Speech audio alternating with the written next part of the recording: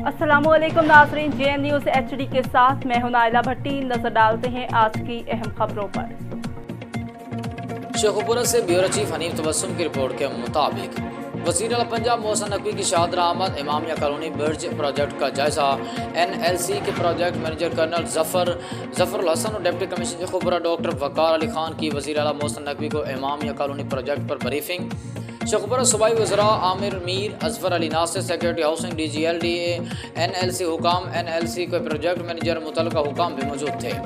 वज़ीर आला पंजाब मोहसिन नकवी के इमामिया कॉलोनी ब्रिज की बरवक़्त तकमील यकीनी बनाने पर जोर। वज़ीर आज़म प्रोजेक्ट के 15 दिसंबर को तकमील का ऐलान कर चुके थे। ताख़ीर काबिल तशवीश है। वज़ीर आला मोहसिन नकवी इमामिया कॉलोनी और हेड ब्रिज प्रोजेक्ट तामीराती सरगर्मियों की वजह से अवाम मुश्किलात का सामना कर रहे हैं।